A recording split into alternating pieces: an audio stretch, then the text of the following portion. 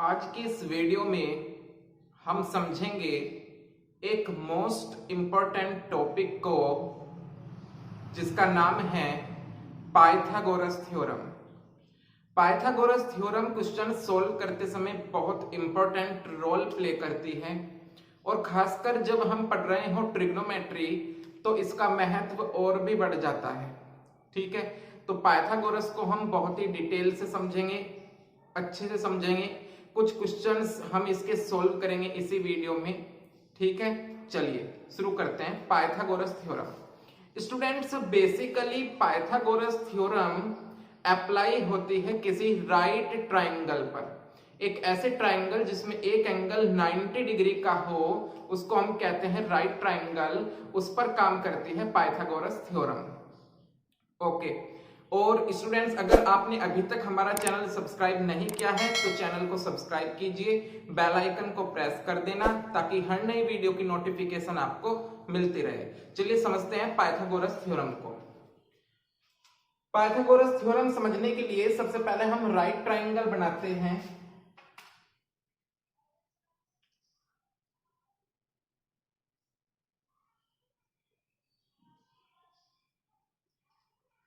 मान लेते हैं ये हमारे पास एक राइट ट्राइंगल है के एल एम और इसका एल वाला एंगल 90 डिग्री का है स्टूडेंट्स, यानी ये एक राइट ट्राइंगल है। तो अगर हम इस ट्राइंगल में बात करते हैं इस वाले एंगल के लिए थीटा, ठीक है ना, थीटा ये लिया है हमने एम पर, तो ये होगा बेस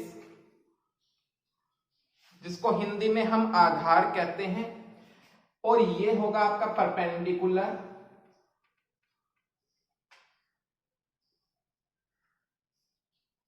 जिसको हिंदी में हम लंब कहते हैं, और ये के एम वाली साइड होती है हाइपोटेन्यूज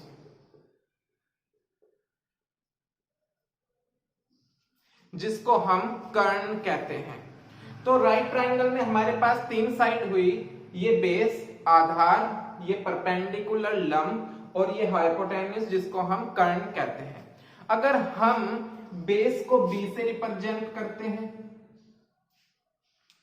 परपेंडिकुलर को पी से और हाइपो को एच से, तो पाइथागोरस थ्योरम क्या कहती है हमसे? According to the Pythagoras theorem in any right triangle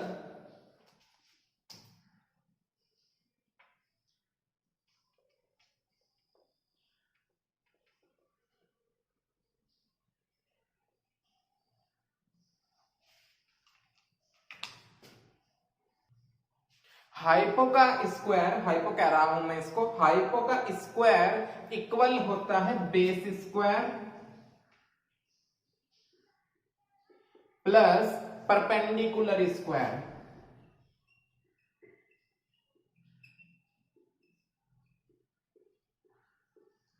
तो वापस से सुनेंगे एक बात, पाइथागोरस थ्योरम हमको कहती है किसी राइट ट्राइंगल में हाइपो का स्क्वायर इक्वल रहा होगा base square plus perpendicular square के।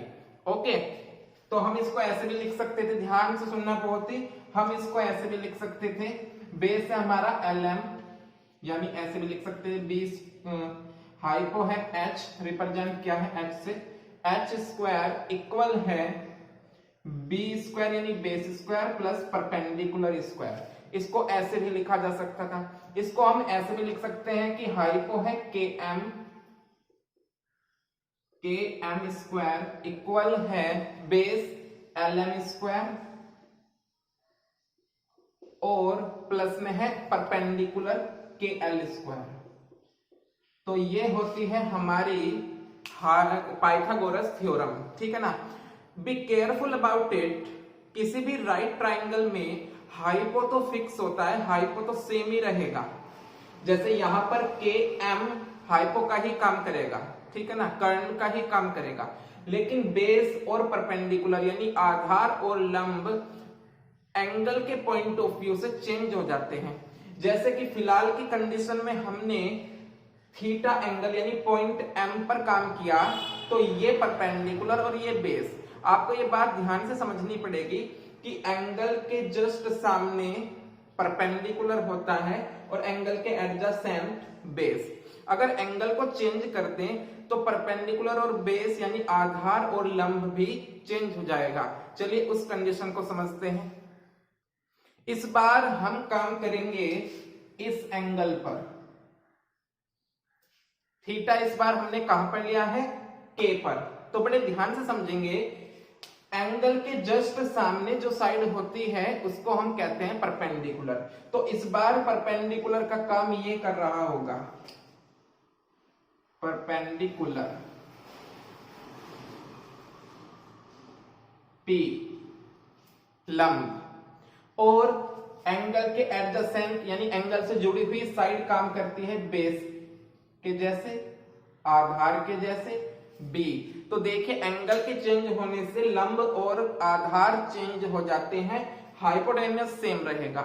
अब अगर हम बात करें पाइथागोरस थ्योरम की तो वो तो सेम है, हाइपो स्क्वायर इक्वल होगा base square plus perpendicular square के। तो इस बार बेस क्या है? बेस है h। पहले h की बात करते हैं, h तो सेम है km स्क्वायर, बेस के एल स्क्वायर, ठीक है ना, और परपेंडिकुलर एल एम स्क्वायर। तो ये थी आपकी पाइथागोरस थ्योरम। एंगल्स का क्या रोल है यहां पर ये भी मैंने आपको समझा दिया। पाइथागोरस बेसिकली ये है, ठीक है। अब कुछ एग्जांपल्स की हेल्प से हम समझते हैं कि कैसे कैसे इसका यूज होता है क्वेश्चंस को सोल्व करते समय। Now we have a right triangle XYZ in which side XY is 4, YZ is 3 and XZ is 5। Units आपको क्वेश्चन में मिलती है कि क्या यूनिट रही होगी, सेंटीमीटर है या क्या है, वो क्वेश्चन में आपको मिलेगा।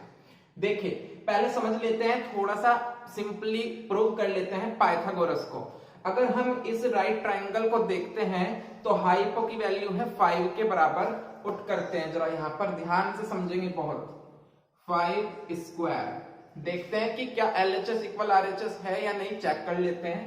बेस अगर हम देखें तो बेस है 3 स्क्वायर, ओके। और परपेंडिकुलर लंब की अगर बात करें तो वो है 4, तो 4 का स्क्वायर, ओके। अब देखिए जरा, 5 का स्क्वायर सब बच्चे जानते होंगे कि 25 के इक्वल होगा, 3 का स्क्वायर 9 होता है, 4 का स्क्वायर 16 होता है, 25 equal, if we add 16 and 9 we get 25। इसका मतलब क्या हुआ? इसका मतलब हुआ है कि base square plus perpendicular square equal आ गया हाइपोटेनस के स्क्वायर के। तो ये आपका एक तरीके से प्रूव भी हो गई पाइथागोरस थ्योरम। अब कुछ इसकी एप्लीकेशंस यानी कुछ क्वेश्चंस देखते हैं कैसे कर सकते हैं हम लोग। Now we have a right triangle XYZ in which we have YZ equal 5 centimeter and XY equal 12 centimeter and we have to find the value of XZ। अगर इस ट्राइंगल को हम देखते हैं तो ये है आधार बेस और ये है आपका लंब यानी परपेंडिकुलर, और हमको फाइंड करनी है XZ यानी हाइपो, जिसको हम कर्ण कहते हैं, ठीक है।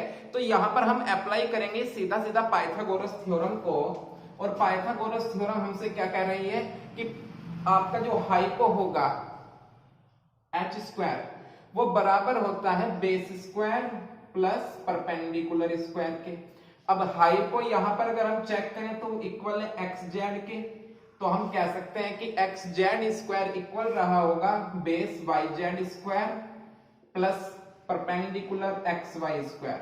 वैल्यूज पुट करते हैं यहां पर, XZ स्क्वायर इक्वल YZ है 5 के इक्वल, XY है 12 के इक्वल। कैलकुलेशंस स्ट्रॉन्ग करने के लिए you have to learn at least squares of 25, कम से कम 25 के स्क्वायर्स आपको याद होने चाहिए। तो XZ स्क्वायर इक्वल 25 प्लस 12 का स्क्वायर हुआ 144 यानी 144।